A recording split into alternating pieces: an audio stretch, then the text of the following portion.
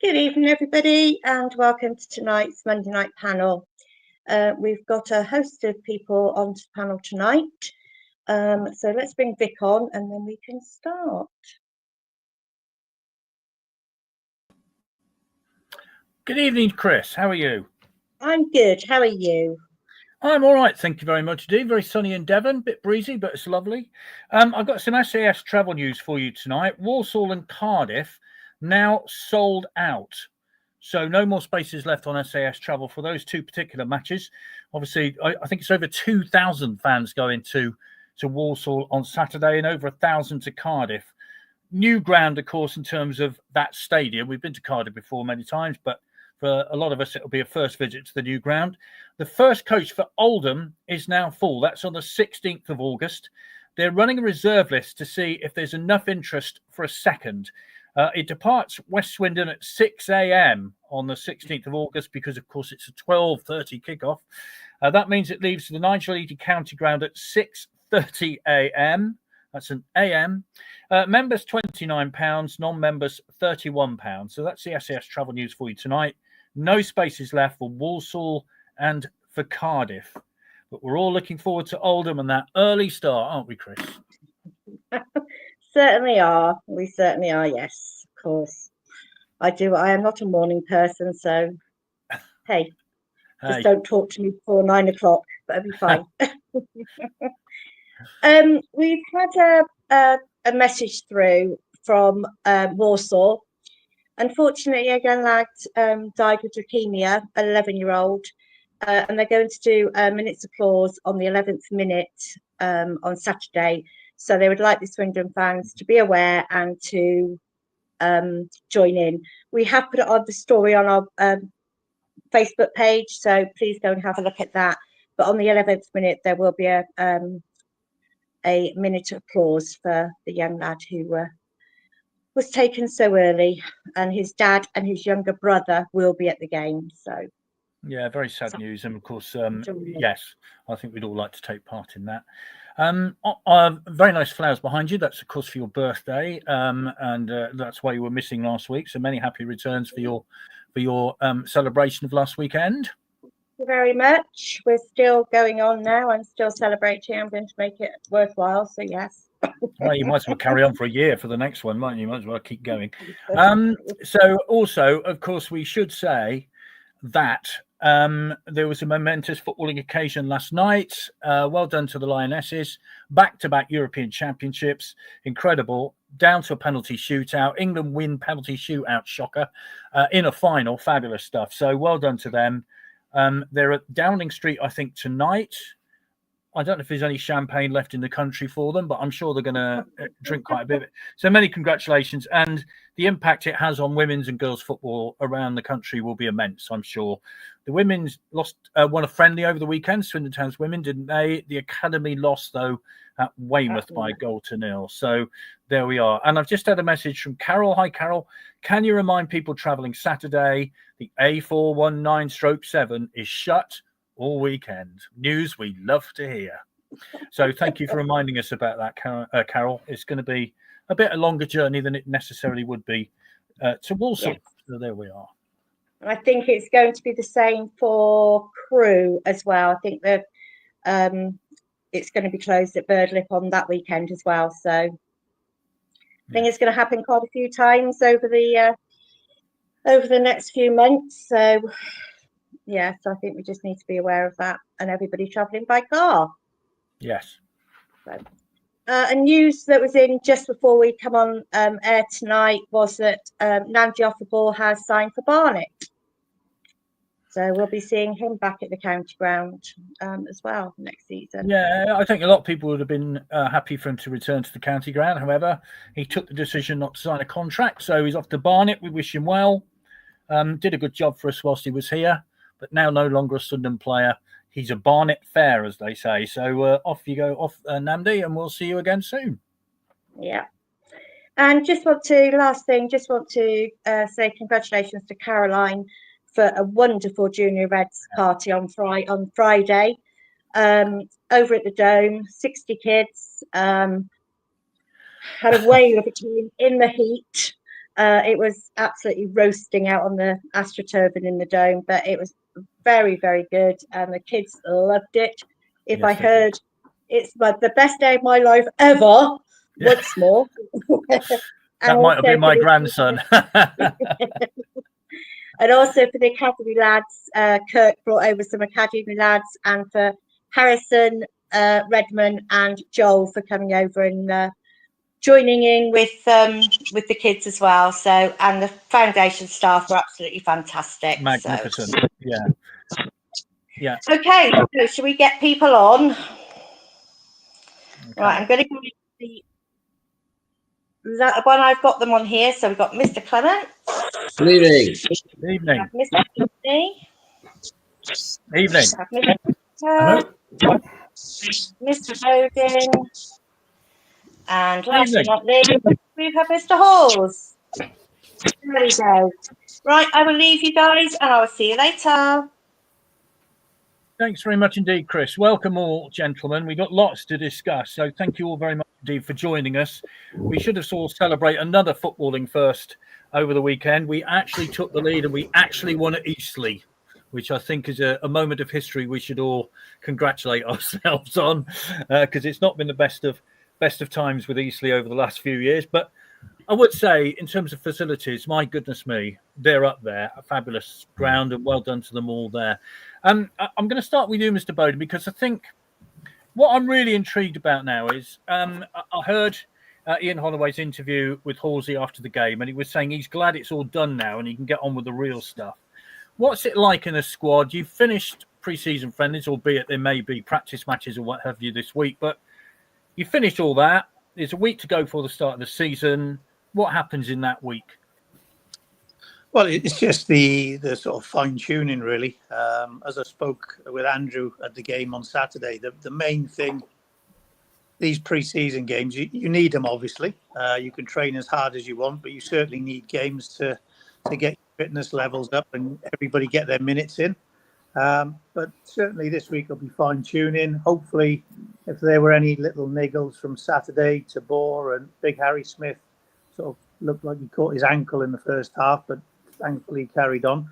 So yeah, just literally getting everybody up to speed, any fine-tuning. Some of the younger lads or the new lads in particular who've not been around the club too long, maybe just go through some more detail with them. And of course, down to the first. We just lost you, I think, for a minute. The microphone. Can you just speak again? Yep, sure. Yeah, good. Yeah. All the hard work. No, we appear to have lost you again. I think it's you. It's not me, but I don't know. Is everybody else hear him, or is there a problem with it? Okay. It sounds like somebody's running a vacuum cleaner to me. Not my missus. We'll come back to you in a minute. Sorry, go on. Yeah, can you hear me now? Yes. Crackling. That's better. Sounds better to my end now. Yeah. Certainly. I mean, all the games have gone, the pre-season games, which you have to have. The fitness levels are there. Obviously, there's lots of new players who still perhaps haven't got around what the man really wants yet. Having only had, 4 games this pre-season, so it wasn't an awful.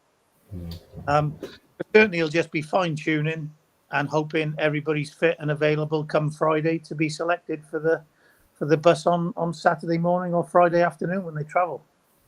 I was going to say, is all the fitness work done, or is there still more running to do this week? I mean, you played in an era under Lou Macari. Goodness me, you know about running. So is there any more to do? It never stopped with Lou. I think predominantly, and don't forget, an awful lot of games. In the first 2 months, there's probably 10, 12 games. So whether the manager rests players and integrates some sort of squad players into the sort of cup games. But, you want to get off to a good start. I think there's a lot of optimism around. There's a lot of belief that we can, certainly get to the playoff positions. And it is always nice. Confidence breeds confidence. Winning games builds confidence, especially when there's another 10 signings in the club. So, yeah, just hopefully we can get off to a nice positive start on Saturday. Yeah, Andrew, taking 2,000 plus to Walsall. I mean, that's a heck of a following for an away game on the first day of the season. It is I say local game, but it is one of the more local games. But Paul mentioned it there, expectation. I know in his interview with you afterwards on Saturday, he kind of was hinting that everybody was getting very carried away, etc., etc. What do you think he was thinking, Ian Holloway, when he was saying that? Yeah, I think he is perhaps trying to sort of temper it just a little bit. I'm sure he might still like one or two additions to the squad if he can find them. Maybe get one or two out who he doesn't think are going to be playing that much. But I think that's kind of sensible, because it's like in among the sort of the kind of hardcore, there is like that real feeling. It's you keep seeing Ian Holloway just applauded when he walks past, like he's some minor form of royal that's trotted up at random. So, and it doesn't feel like that you've had that with a manager for a long time. So I think there's definitely that expectation there, and you just have to look at the Walsall and Cardiff numbers. So whether he just wants to kind of put a bit of a lid on that, there's still a fair new players to integrate and so on. But there's definitely plenty of sort of hope around there in a way that I don't think there has been for the past kind of couple of seasons before kickoff. Yeah, I think that's fair to say, Steve, isn't it? I mean, everybody you talk to seems to be, I mean, we're Swindon fans for goodness sake, but they seem to be glass half full rather than glass half empty. I mean, I can't remember many seasons like this, but with that expectation brings its own pressure, doesn't it? Quite. Being at Eastleigh on Saturday, you could just sort of hear the optimism, the positive soundings from most of the fans around me. But I think what it is, it's coming off the back of last season so strongly. And we've got the manager to continue through his summer, to continue his work, and have the players that kind of knew him from last year, knew his methods, knew his ideas, got used to him. And with the add-in signings as well, they're his players. So he will know how to mould them, how to fit them into his style of play. And yeah, it's looking strong. It's looking positive. I mean, you hope for if you can get to the playoffs, that'd be great. But yeah, it's the whole atmosphere at the moment. Guys, what's going off field at the moment, on the field, everybody seems to be pulling in the same direction, which we haven't had for a little while, and we've had a summer of continuity in the hot seat, which again, for the last 4 or 5 years hasn't happened. But yeah, a lot to be optimistic about, and lots to look forward to. So might be a long 9 months, but let's hope it's a good 9 months. Yeah, Phil, a very important point, that continuity, isn't it? Because not only in the manager's chair, which I'm trying to think of the last manager who was here 2 seasons in a row, and they're very few and far between. Is it Wellens? I'm trying to think. Yeah, it is, isn't it? But it's not only that; it's players as well that are here. They're not 1 season and then gone. They're here for 2 seasons, which is almost unheard of recently. I think what it does mean, probably because with 10 new signings coming in, that there will be a bit of integration period. And I think he may not even know his best 11 for the first 5 games, which I think we need to be slightly prepared for, because I tried picking the side for Saturday this afternoon, and I ended up with 12 players in the team and 10 subs. So I just think he's got quite a job on his hand to, get the best 11 together, especially as only having had 4 pre-season games. Yeah, they had the game at Reading, of course, which I guess is, can you call that a pre-season game or pre-season run out? I'm not really sure, but you're absolutely right. I mean, in terms of, but he's got cover in each position. I think that's another very good sign, isn't it? Yes, which makes it even more difficult to select. You've got to make sure you're playing the right one. Yeah, we've lost Paul for the moment. Hopefully we'll get him back really shortly. But Craig, tell us about your journey over the weekend, which is extraordinary. I can tell you about my journey, but can I just predict now, this is on the record, we've got Chesterfield at home on May the 2nd, win that and we win the championship. That's what I'm going to say. Okay. Well, I think part of the reason that I travel that way is because I am feeling very confident, and I think we've done the business early. So I did a round trip of 900 miles So I left Kirkintilloch at 1 a.m. on Saturday morning, stopped off at Basingstoke for an 11 o'clock kickoff against Reading under 21s, and made it to Eastleigh to see the win, which was good. And then back to Swindon for a night in a hotel, and then drove my charming mother-in-law, Doreen, who's watching this in the other room. Hello, Doreen. And drove her back listening to Distant Drums by Jim Reeves about 25 times via Farringdon and Bicester, but not the small city beginning with O, to avoid the Birdlip Hill debacle. So that would be my top tip, is to go that way rather than go west up the M5. I don't know what the Barnes coach driver's doing, but a long old drive. Very, very tired. But it's the first time I've seen the town pre-season, and it was great to be at a game that I cared about and meant something. You know, it's fine going to all these games in the Scottish Highlands, which are all enjoyable and in a beautiful setting, but you know, it's not the same as seeing the town. So long journey. I'm not going to be at Walsall, but I'll be at Cambridge for the home game. Then we're on holiday, and then I'm going to get the train down for the Crewe game. So that's my first 2 league games sorted out for August. But it's good to see folk again, and it feels like we're about to launch. So I'm feeling positive. It's good to see folk again. Yeah, good to see you too. This is from Tony. I've just seen. I saw this earlier. Just seen that season ticket holders get free access to all ladies' home games. Have you seen that, Mr. Hawes? Which seems to be. I've seen the announcement. Yeah, I haven't quite seen the practicalities of how it works, but I have seen the principle of it. Which seems to me, a good move, because a lot of people can get in for nothing, go watch the women's game on. All of the home matches are at the county ground this season, aren't they, as far as I know? So that should be good for them on the back of what happened last night. So that's great. Here's one. Kevin says, first question, what does the panel think we still need to strengthen, Mr. Hawes? Where would you say we still need some strength? Well, I think we could do with a Smith-like forward as a backup, but as the manager did kind of point out, someone would have to come on the basis that they probably are going to be a backup unless he gets injured. So, but if you can find one, I think that would be nice. Am I being greedy, wanting another centre half, or is that an obsession? Is that an obsession with accumulating centre halves at this point? I don't know. Yeah, we do seem to.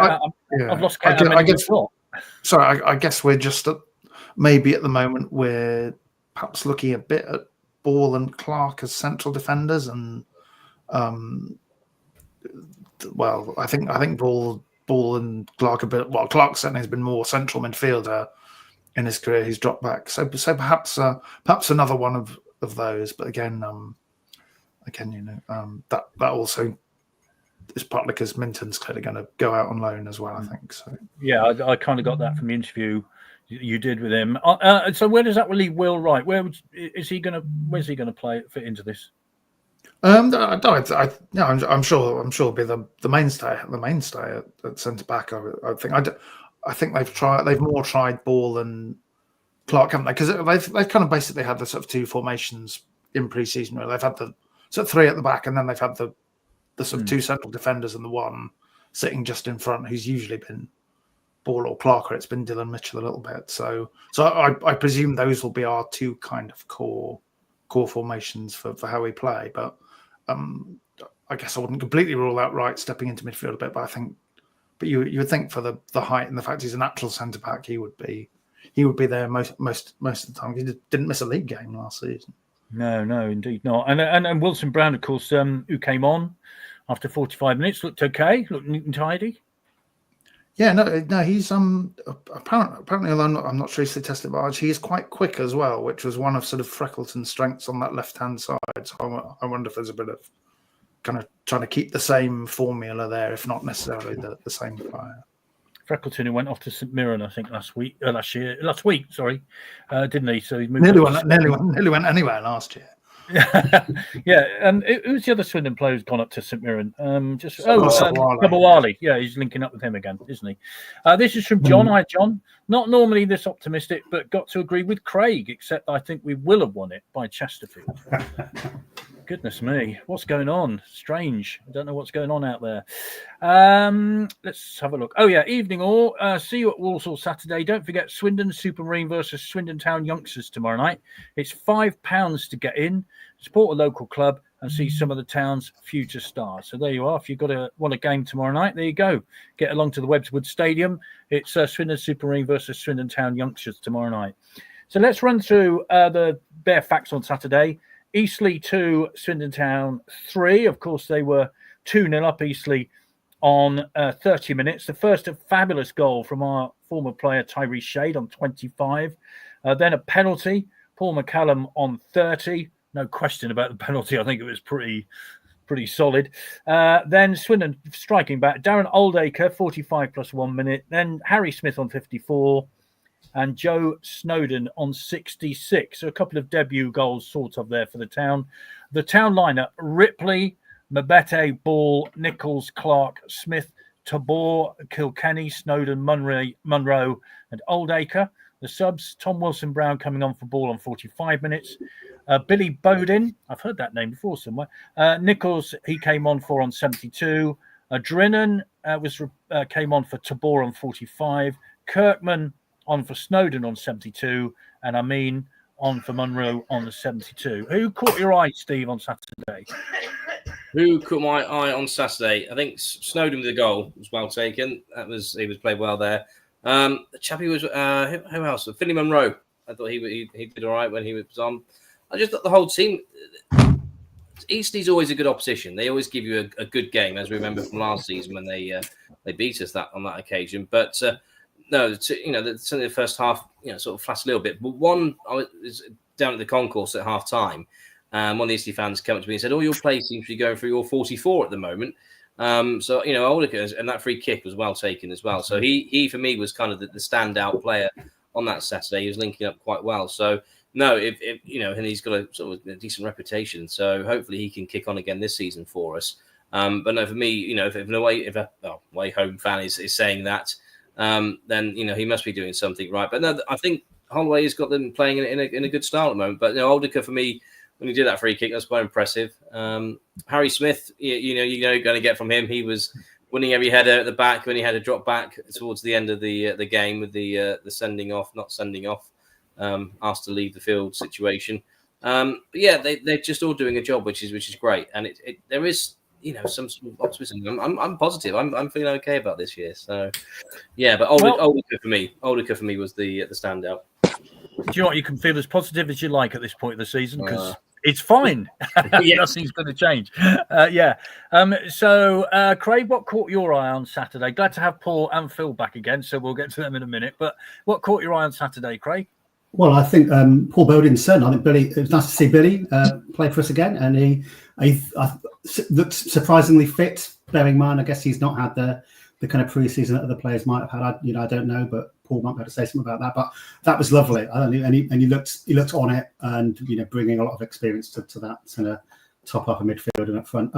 But I'd agree with Steve. I thought Oldacre really stood out for me. He was giving me very strong kind of Louis Reed vibes throughout the game, and he was getting closer and closer with those free kicks. So it's the first time I've seen him play. The first time I've seen Tabor play as well.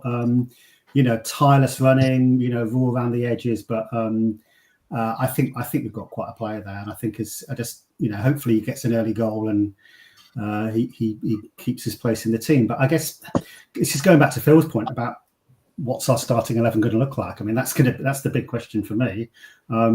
We've got an awful lot of strikers there, and I've played Championship Manager enough to know that you want to have your strikers sulk if they don't get a game. And I think if we've got a kind of raft of attacking players who can be brought on as impact subs in the way that we saw the Lionesses do, I think that works. And it's how you sell that to your squad players, that you're going to come on, you're going to get a game, but you're not going to start, but you're a game changer. And I think that could work for us because we've got more than 11 starters there for me.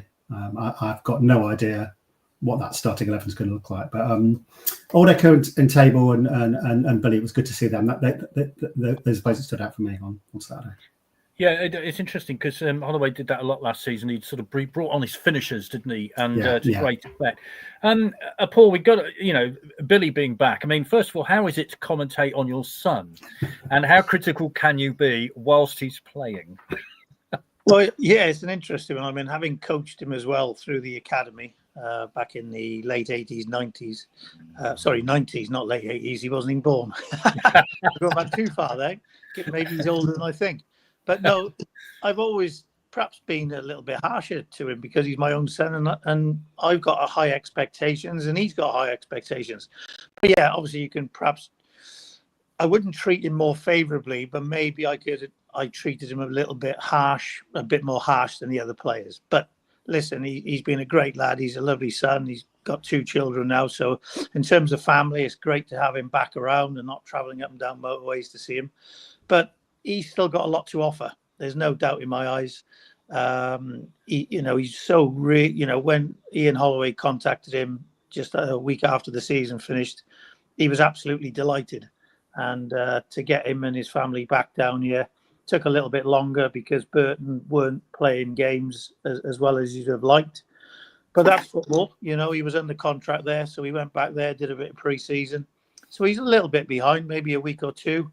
That was only his first game he's been involved in this pre-season. So it might take him a little more couple of weeks to really get to the speed of things. But no, I agree with the boys. I mean, it was quite a good performance, quite solid. We gave a couple of silly goals away. Certainly the penalty, a bit of naivety from the big centre half. But they'll learn, and you have to learn very, very quickly when you come from an academy and you join an EFL team. And as we've talked about, the expectation is there this year. So you'll come under the spotlight because I think we'll be up there or thereabouts. And that'll bring a little bit more of added pressure. But certainly very good for young developing players from the top clubs to come and playing a team that's expected to be, at the higher echelons of the second division. Well, I note that it's on Paramount Plus on Saturday, so it's going to be beamed across America. So, goodness me, there's any rich American film stars want to, hey, they'll be watching. I'm just delighted to see Billy back in a proper colour, Paul, rather than that very strange other colour that he used to wear. And I've said to you before, tell him not to wear it and get the proper colour on. So I'm delighted he's doing it again.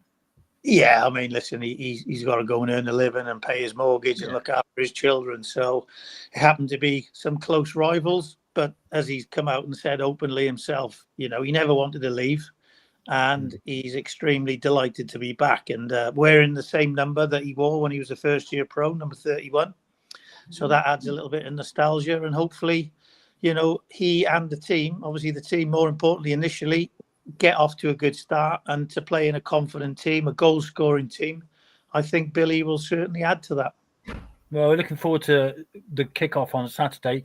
Phil, I mean, you've seen enough young players around.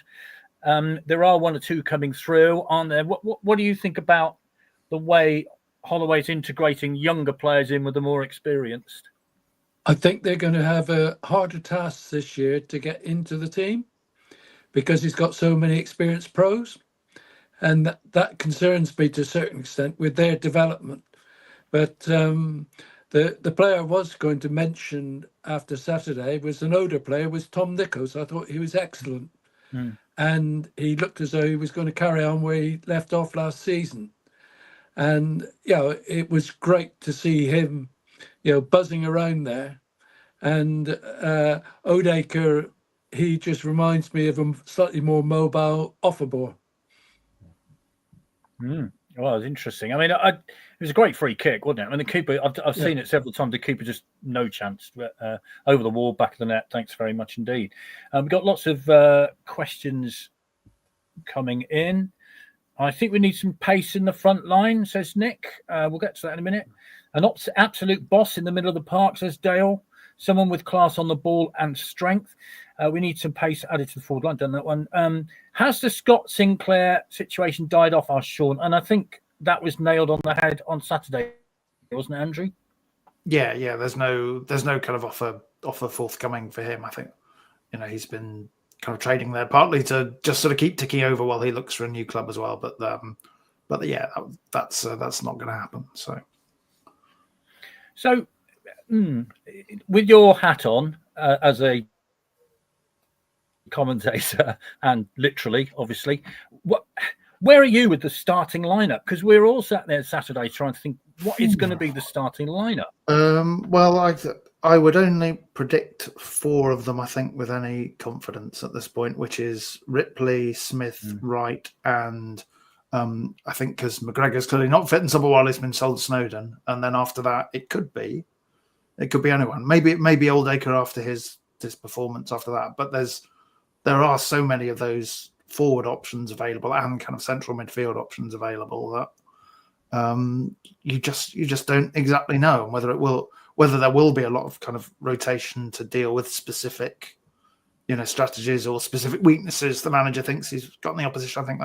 I think that's quite possible, but I don't think I'm being too conservative. I can't believe that anyone, maybe even manager included, can sit down and write the starting 11 and slap it on the desk and go, "Yep, that's what it's going to be." Yeah. Tony says I can only select 5 or 6 players: Ripley, Ball, Clark, Snowden, Harry, Smith. What do you reckon, Craig? I mean, I know, I'm pretty sure, bearing in mind your 19-hour journey or whatever it was, I spotted you asleep in the first half in the warmth of the sunshine. And I'm not surprised driving from Scotland down there. But and what was the score, by the way, in Basingstoke and Southampton under 21s in the morning? It was 1-1, but I missed the equaliser because I was in the toilet at the time, which is typical, really. You travel all that way and you miss. Mind you, I was bursting. To be fair, Rick, it was actually half time. I fell asleep, not during the game. Although the first half was was a bit unsettling. I thought I've been seeing that defence in front of me. I was a little bit concerned at times, but the second half much better. I think Ripley. I don't know. Honestly, I don't know. I agree with those names that Andrew's reeled off. I wouldn't disagree with those. I don't think we'd start with both Tabor and Amin at the same time. I think there's big questions to be asked about who plays off of Harry Smith. So I don't know, but it's that's why we're paying the money, isn't it? I'm sure Ollie's got some up his sleeve, but I wouldn't want to kind of add to the list that Andrew offered just there, to be honest. It is difficult, isn't it, Steve? Because there's the optimism that we've all got at the minute. It's Monday night. It's 7:30. Kicks off at 3 o'clock on Saturday afternoon. So until 4:45, everything's lovely in a way on Saturday. But the starting lineup, that's what a manager's paid for. He has to make the decision. I think it's great that we're in a position we can't sort of second guess who's going to be where and when, because it just goes to show what sort of a plethora of players we've got now to pick from, and a good healthy squad. So I think this is more of a positive that we can't name an 11 at the moment, because they all deserve a place, rightly or wrongly. They all can stake a claim for starting on Saturday. So it's a nice headache for Ian to have, but no, I can't call it. I think Andrew's named 3 or 4, and I probably would agree, and Craig's mentioned some as well. So no, it's better to be in this position to be sort of guessing who's going to be starting than rather going, well, we are scratching for a squad at the moment. We've only got 10 fit players and 1 out of push sort of thing, and then the rest are youngsters from the youth on the bench. So. And it's quite refreshing to be in this sort of situation right at the start, because we can't name it, because we've got 2 or 3 players that can play in different positions. And I think full credit to Ian Holloway and his transfers in the summer. He's clearly got an eye for what he wants, and he's achieving it. So no, I don't think we should be panicking about naming the 11. I think we should be sort of celebrating in a way. We can't name it because we're sport for choice, which is great. So, as a squad, as a player, Paul, with the kickoff coming, obviously you're desperate to play, aren't you? Do you know kind of a week before that you might be in the starting lineup? I mean, you always were, so it doesn't really matter. But if do you have an idea who might start, who might be sub, or is that still up in the air? I think back in my day, we probably did. The squads were much smaller, 18, maybe 15, 16, 18, 20 with a couple of the younger players. So I think the more senior players, if you're a regular, and certainly the season before, players certainly stayed at clubs a lot longer, didn't they? We alluded to that a little bit earlier. And I think most team photos had a couple of new additions, but not the amount that they do in the modern game. So I think we had more of an idea, but I agree with Steve. I mean, I think it's quite exciting, really, that there are probably 5, 6, maybe 7 who you could probably put your hat on, and then it's up to the others. And whether that's from last Saturday's game or this coming week, where they'll continue to plant seeds in the manager's mind. Someone might do something in training, which is like, wow, he needs to start. We need that in the team on Saturday. And obviously they would have looked at Walsall and what their strengths and areas where perhaps we can take advantage there. They might not be as quick down one side. So do you play a quicker lad on a specific position? So it's going to be interesting. I mean, will Ollie Clark start at the back? I mean, I think he's wasted in some respects because he's such a good midfield player. And when he drove forward and helped assist with the equaliser on Saturday, that was breaking from midfield. He stepped back from centre half in the middle, stepped into midfield, and then he's made a run in behind the opposition backline. So, he's capable of that. And I think if we just leave him as a centre half, I don't think we'll perhaps get the best out of him. But listen, we don't pick the team. The manager does.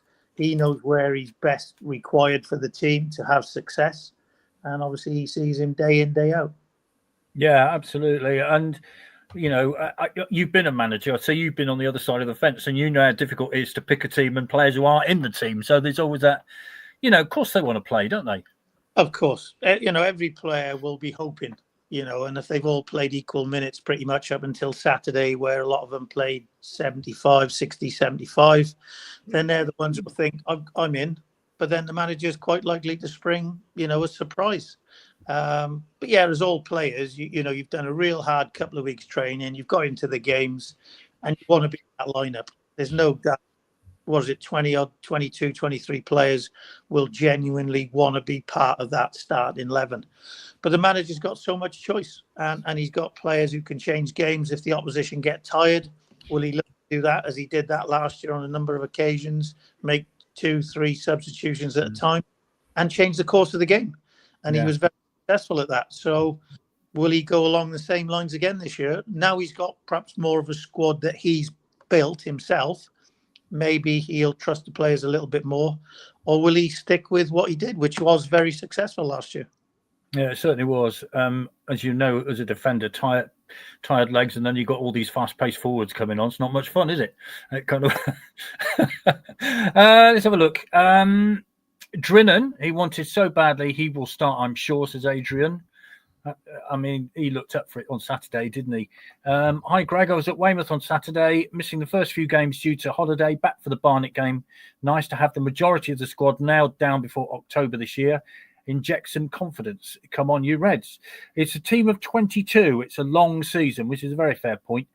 Evening all, can't wait till Saturday. My first away day for an opening game of the season. Not been to Walsall's ground, said Mark. So it's going to be a great atmosphere, Phil. I think that's going to be buoyant. I mean, if you take back, we'll show some pictures a little later of last year at Walsall, which was fabulous, wasn't it? But it's always a great atmosphere because you've got that roof on the stand and everybody's packed in together.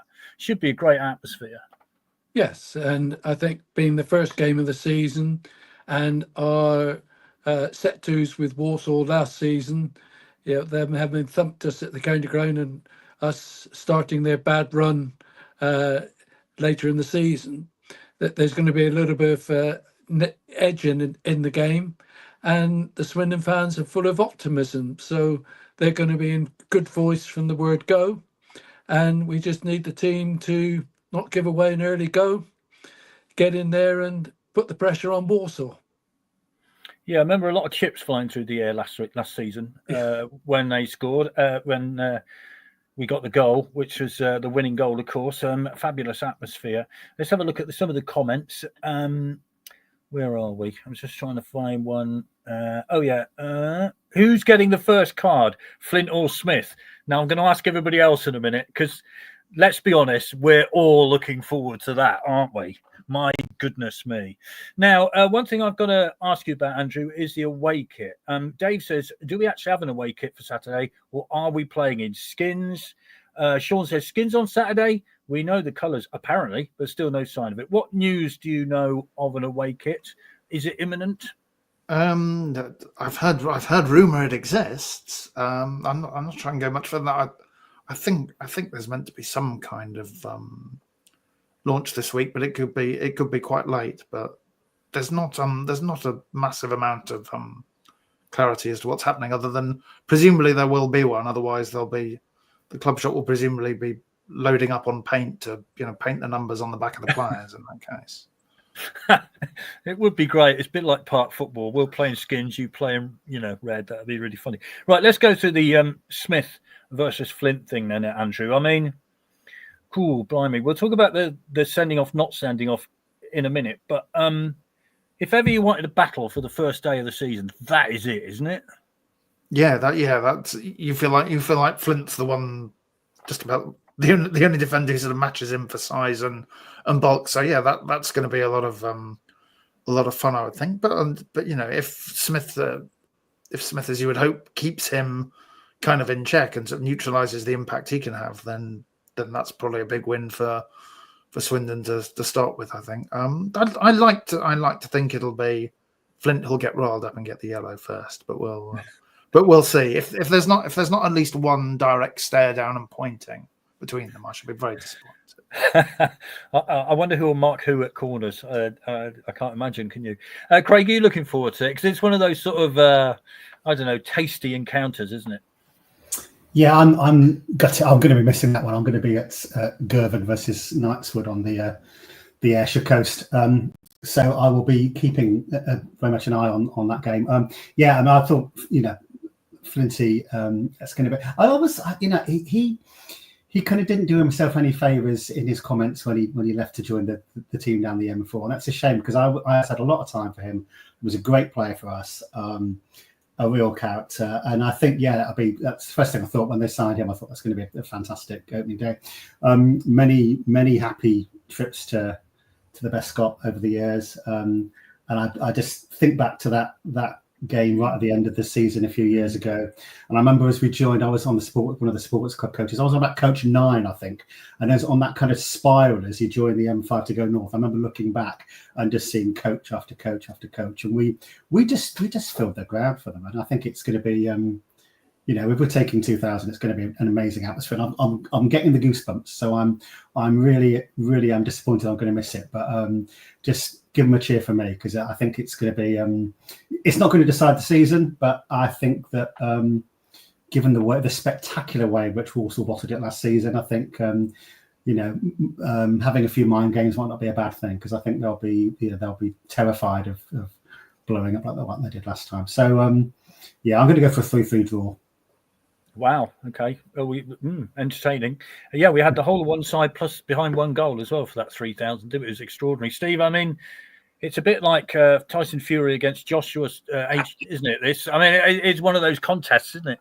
Absolutely, it is. And if you take the aggressive nature out of their games, they wouldn't be half the player they are because they do fight, they do battle, they do scrap, and you want one of those on your side. Harry, like I say, if you take that aggression out of his game, he's not half the player, I feel. But no, it'll be an interesting battle. And as Craig alluded to, I do remember that post-match interview in those colours of the team down the M4, and it was, have you got any message for the Swindon fans? No. So that was, it always sticks in your mind. But and I've got great memories of Aidan Flint. The equaliser here at Brentford. In the playoffs, it's beyond that goal. We're all going crazy. So he's, for some of his downs, he's given some good memories as well. No, it's going to be a great battle. Hopefully can get a chance to see it somehow on Saturday. Harry Smith, if he just keeps his cool a little bit, might just win the, give the hand over to Aidan Flint the yellow card first. That'd be quite nice, and then maybe a second will follow in. At the end of Aidan Flint's game. But no, it's a great way to start the season, a big battle, and it's got everybody talking because, like Andrew said, who's going to match up to Harry Smith with stature and size and aggression on the field, which is what we've lacked. But it's going to be an interesting battle, and it's going to get all the fans going. That's for sure. Paul, what would a manager say before they go out? Because as we know, you could have a flashpoint early on and plans go out the window. It's very difficult, isn't it? Because I don't, you know what it's like. I'm sure one will be trying to wind up the other. So what would a manager say? Well, he'll certainly want everybody fired up, but at the same time, you've literally got to keep your control. I mean, it's the opening game of the season. Everybody will be trying to do their best for the manager, for themselves, for the team. But there's that fine line, isn't there? And the way the refs can be a little bit impetuous, linesmen involved, fourth officials. One slight arm affray, not necessarily being aggressive, but just that arm which comes up just to protect yourself and to get yourself off the ground can sometimes be deemed dangerous. And it is going to be a colossal battle. I mean, these two boys, they're both fantastic in their relative positions. Flinty went on to have a really good career. We signed him from non-league, didn't we? I think it was Danny Wilson. Yeah. He went on to have a really good career. He perhaps might not know as much about Harry Smith at this moment in time, but come the end of 90 minutes on Saturday, if he is still on the pitch, he'll know he's up against arguably one of the best number 9s in the league. And I truly believe that, and he's not just a physical player. He has got some clever touches and he brings people into the game really well. Even Saturday, I mean, the balls are coming up chest height. He either brings them down and sets it, or he controls his headed passes to good forthcoming supporting players. So he's got a lot about him. Aidan will use all his experience. He's sort of mid-30s now, but he still has a lot to offer. But yeah, it's going to be a real interesting battle and one that I'm looking forward to see. Do you think, what about refereeing then? Because we all want to see that contest, don't we? And it can, in a way, get spoiled by an early yellow card, can't it? And we don't want to see that. We want to see a proper football contest. So does the referee have a part to play in that? I think they have massive parts. I mean, the trouble is they're under such scrutiny now, aren't they, to read the laws and rules of the games. And like I said, I mean, players, we all used to jump to use our arms to get off the ground, elevate ourselves. And you've only got to get a player just coming round, perhaps round the corner, and your elbow's there, and it looks worse than perhaps what it is sometimes. But yeah, I think, the old saying, my favourite saying, is just show a bit of common sense. But unfortunately, they often go by the letter of the law. And one thing which is perhaps innocuous could be deemed as aggressive or dangerous. And that's where the fine line, finishes. But yeah, I hope it's a good, honest, physical battle with the best team winning, and hopefully that'll be us playing some good football, scoring and creating plenty of opportunities to interesting. Craig said, was it 3-3? That'll be an exciting encounter.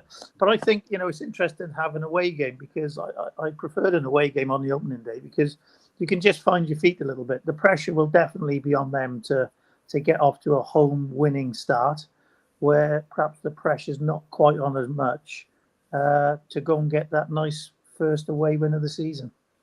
Yeah, that would be really, really good. Phil, I mean, it is a sort of contest that you sort of makes the mouth water, isn't it? I mean, we've all seen them over the years, haven't we? Big centre forwards against big centre halves. Who knows? Holloway might play Smith at centre half on Saturday, just for fox us all. Who knows? He did it last season, didn't he? So, but I think we just want to see a really good contest on Saturday, don't we? Yes, and I do believe that Harry is so key to our season. And the latter half of last season, he showed a lot of discipline against a lot of provocation. And he just needs to carry on in that vein, because Flint will try and wind him up something big time.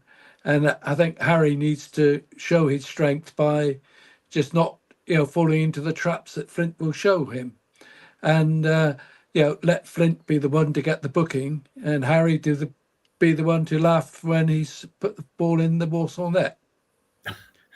Well, fair enough. We'll go with that. Let's have a look. Gary says, I hope the pitch has been worked. It wasn't good when we played up there last season, towards the end of the season. And we'd all had a lot of rain. I think if you looked at every pitch, it wasn't very good. It would be nice to do to Walsall what they did to us, our first home game last season, says Ivor. Hi, John.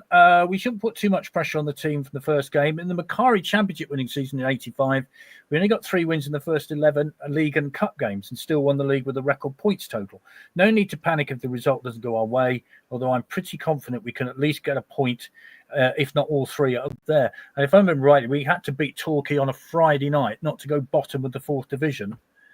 in that 85-86 season. Then, of course, the rest is history. After Christmas, didn't lose a game. Extraordinary performance, apart from Tranmere, and that was it. Extraordinary. You're looking forward to commentating on that contest, aren't you, Andrew? Yeah, no, it's gonna be good. Like say, especially when you go back to that game at the end of the season that Craig mentioned, the atmosphere is going to come over from that sort of 2000. I think speaking to a Walsall fan, I think they're a little bit apprehensive just generally after the kind of nosedive they had to miss out, and some of the core players from that have now moved on, and the replacements are sort of not yet proven. So I think the energy, if you like, is a bit better for Swindon. So hopefully that will kind of come across and play its part, especially if we were to do something unusual and take the lead. Tony says, personally, I think Billy Bowden will play with Harry up front, but come off after 60 minutes, thinking Ollie will go with experience. Any inside information, Mr. Bowden, or you're not saying? Don't really give too much away early part of the weekend. And obviously I wouldn't tell you anyway, Vic. No, I know you wouldn't. It would be unfair to ask. But no, listen, it's like maintenance work, Monday, Tuesday, bit of tactical stuff, possibly Thursday, Friday, then the more detailed stuff for the Walsall game. So just like I said, not to wrap players up in cotton wool, because you want everybody fit. And that's the other thing. The manager probably got a team in his mind maybe after Saturday, but then anything can happen during the week. Someone picks up a little niggle, one of the key players. So maintenance through early part, and then start looking at the tactical side on Thursday and Friday. When do they pin it up on? Do they pin it up on the notice board? Is that how they find out what the team is? All managers do it very differently. Some managers don't tell the players till the day of the game. You go through set pieces with like 2 players in each position, or maybe the key players individually.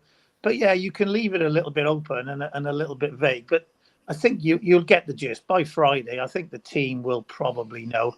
But like you said, some managers literally will tell the team on a Friday morning. But what 10, 12, 14 players a little bit disappointed on Friday and travelling up to the game. But managers do it all in different ways. Very, very different ways. Interesting, isn't it? We don't know. Do we know of any more ins and outs, Andrew? Have you heard any whispers? Obviously, Harrison Minturn only hinted at on Saturday, but he also interestingly said that some who have come in might also be going out in terms of, I guess, loans. I don't know. What was your take on that? I think it's possible, because it does feel quite a big squad, and if players aren't getting the minutes, they might have to look elsewhere. I wouldn't be surprised to see sort of 1 or 2 possibly shipped out, but I didn't think anyone who he'd regard as kind of core to his sort of starting 11, or probably even the bench. So I guess it's kind of thinking a little bit like, what do you do with Dylan Mitchell? He's had a good pre-season. By all accounts, impressed the manager, but it's still probably quite a long way down the pecking order. Do you loan him out again in the second year of his contract, or do you think he might be able to play some sort of role for you? So I'm sure good players like that will be there, and maybe there will be players who, after a couple of weeks realise I'm on the periphery of it, and if I want to get minutes, I may need to leave. Yeah. Andy says, what's the betting that either Flint or Smith will be sent off on Saturday? I don't know what the odds would be on that, really. Not very good, I wouldn't have thought. But anyway, Cambridge, of course, then is the first home game, Craig. And what you want is a deal of optimism that we've all got now to carry on into that game, don't you? Yeah, I'm just looking at the fixtures now. I mean, that first month is going to be, I think we'll have a good idea about whether optimism is. Yeah, actually, I'll just say somebody's asked how many points we think they might get by the end of August. So carry on that vein. 1, 4, 5, 8, 12. Just remind me out of how many? 1, 2, 3, 18. 12 out of 18. Yeah. Okay. Yeah, six league games. Yeah. Yeah, let's. I'm on. The first home game. I mean, it's the converse of what Paul just said. I mean, the pressure will be on us if we if we don't win, or or we don't get a point away at Walsall, it's our first game. The pressure's on us. Cambridge, come up, come down rather, seem to have quite a bit of money. If things don't go our way this coming Saturday, and we don't get the result we want against Cambridge, then we've got to win away at Oldham, and no one's going to want to go there. So a week, I believe, as they say, is a long time in football, and I think it's wonderful that we're all really optimistic. I think it's making us think less about things behind the scenes that perhaps have gone a bit quiet, and that worries me at the moment. But we can perhaps come back to that another week. But I think that the 9th of August against Cambridge, it'll be a lovely sunny day, and we'll romp home and we'll score a hatful. And I'm just feeling very positive, actually, about the whole season. But what do I know? I mean, but yeah, I'm certainly more glass half full this season compared to last year and the year before. So yeah, looking forward to Cambridge at home, and hopefully going to the club shop and be able to buy something, because I thought it was embarrassing going into Eastleigh's club shop and seeing how much stuff they had to buy and what good quality and what choice there was, and I know that people working in the club shop do a really good job, and but you can only sell the stuff that the club's bought, and it'll be hopefully on the 9th of August we can go in the club shop and get some stuff, because that would be good. Yeah, Eastleigh's shop was fabulous, and I bought a badge, so there we are. Steve, do you think 12 out of 18? You said, Craig, is that realistic? It's good going. I mean, Crewe away is never an easy place to go, is it? If that's 12:30 as well, isn't it? It is, yeah. And then Oldham. So there's 2 early kickoffs there. But if it wasn't for Walsall and Crewe, I mean, the 3 of those teams there, Shrewsbury as well, Oldham and Cambridge are all new to this league this year, so they're going to be a little bit unknown. I'm sure Cambridge and Shrewsbury want to sort of go back up as quickly as they went down. So. They've got a point to prove, and Walsall got also a point to prove. They want to try and right the wrongs from last year when they completely nosedived. So it's a complete guessing game. They're not going to be easy. They've all got something on it. Apart from Crewe, they were thereabouts last year. But I don't know. Yeah, 10 points potentially. 10. I'm going for 10 maybe at a push. Yeah. Okay. Paul, I was going to say there's a little cup tie in Cardiff between that. I mean, I'm sure you'll be interested in that. Where nail your colours to the mast in terms of Welsh teams? Newport, Swansea, or Cardiff? Who was it for you? Well, I'm a Cardiff boy, so Cardiff has been my hometown club, and it's a shame really to see them in their current predicament. But if you don't get it right on and off the pitch, I mean, they got a very wealthy owner, but I think he's been very rash in some of perhaps his decisions. They've had far too many managers over the last few years, and too many players. The turnover of players there, you can't do it. It's not sustainable. I think he could possibly sell the club. Gareth Bale looks like he might be interested with a consortium. But yeah, to see my hometown club drop down is disappointing. But Andrew kindly invited me to be on the co-commentary a couple of weeks back. So I'm really looking forward to going back to Cardiff and watching that game. But let's get the other 2 games in a positive way, and then we can hopefully see a strong Swindon team playing perhaps a weakened Cardiff team on the night. And who would think about a second round of a League Cup? Does that actually exist? I don't think it actually does exist, does it?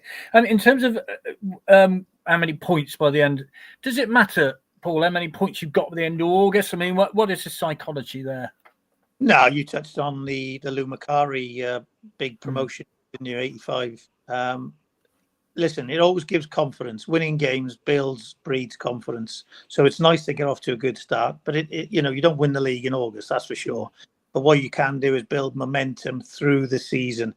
Maybe go into the top of the table, and the early playoff positions very early might be detrimental in the long term. We don't know, do we? But what we know is it's quite a still youngish group with a few experienced players, some quality kept from last year. There's some new exciting players. I thought on Saturday that the lad right wing back Snowden, I mean, he came to life second half in particular. He took his goal fantastically well, but created quite a number of other opportunities. So let's see what shape we play with. Hopefully it will suit the players, because that's what the manager would have brought players in for, to play certain styles and certain systems. And yeah, let's remain positive. We don't have to go and win there. If we draw, I think it's how you win and how you lose, isn't it? You know, going to Walsall and losing by a freaky goal wouldn't be the end of the world, long as the performance was good. And I think that's what Ian Holloway will be looking for, more of a performance than a win. Generally, when you play well, you'll win games. Well, fingers crossed. Phil, what are your I'm just reading a message from Craig. We'll get to that in a minute. What would you think by the end of August?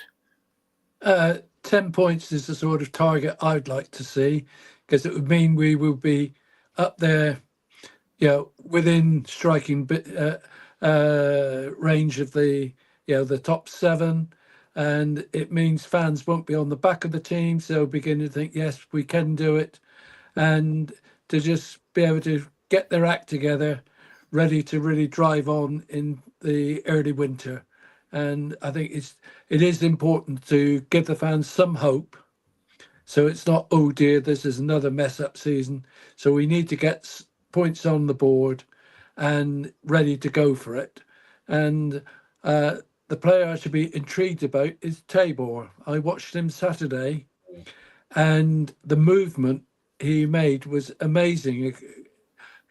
Back and forward across the field, always looking for a chance.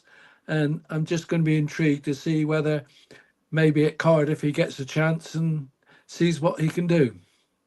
Yeah, I think we're all intrigued by him. And of course, the name's Charlie Austin has come up, which I think is a very unfair comparison already. Give him a chance, for goodness sake. But I think, we're all intrigued to see what he can do at a higher level, because obviously he's been playing a lower level than that. Tony says, I think Ollie said, is a treat every game at a time. Hopefully momentum could carry them forward with big backing from the crowd. 12 points by the end of August.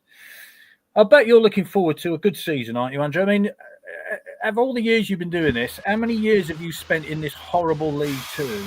Well, I've been the proud describer of some of the worst seasons in Swindon history. So that seems appropriate.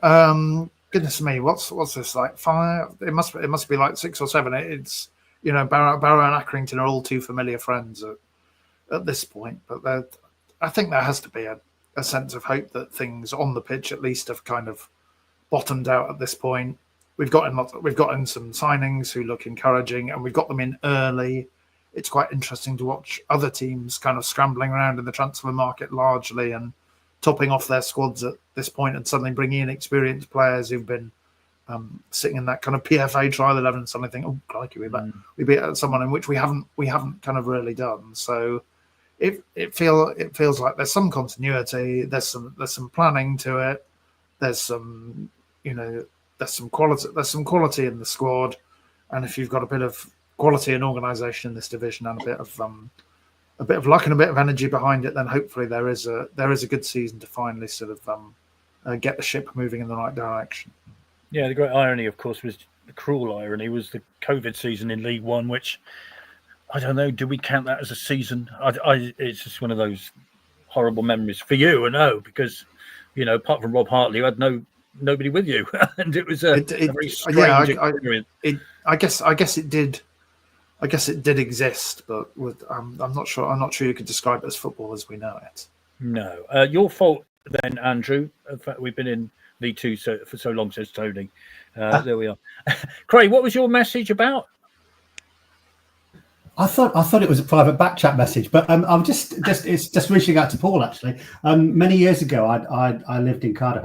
I lived in Cardiff for about 20 years, and I worked in Cardiff. I lived in Taffswell, a little village just north of Cardiff, which Paul will know well. But I was introduced to somebody who claimed to be your brother, Paul. Who was I got chatted to him because he was wearing a Lotto Swindon Town jacket, exactly the same as mine. This was about 97. He said, "Oh, I got it off my brother Paul." So it was my brother-in-law, Malcolm Macca. Brother-in-law, there you go. Sorry, my apologies. He lived in Tongwynlais. There you go. I know my 2 eldest boys, one of whom now plays for Clapton Community, went to school in Tong, and they used to have Swindon Town lunchboxes, so they never got lost because it was the 2 Gurdy lads who had their lunchboxes. But yeah, The true story. He was my brother-in-law. Brother-in-law. There you go. There you go. Marvellous. I'm going to miss that Cardiff game. I'm really upset about that. But we fly off on holiday from Glasgow on the Wednesday morning, so I don't think I can justify that long drive. I'll miss my holiday. But yeah, I've got positive vibes about that. Don't come to us with your problems, Craig. You going anywhere nice, if I might ask? Yeah, it's on fire at the moment though. It's Crete, so hopefully our hotel will survive the wildfires. Oh, we wish you well. Yeah. Malcolm says, looking forward to the season ahead. Got to be a better season, says Steve. Low knees are a minimum. It's all in our own hands for once. Gentlemen, thank you very much indeed. It's been very good. And, well, all we can do is say our fingers are crossed. We're all feeling pretty confident, I think. And as Swindon fans, that is a bizarre experience, is it not? I mean, I got to say, this is just unsettling. That's all I can say.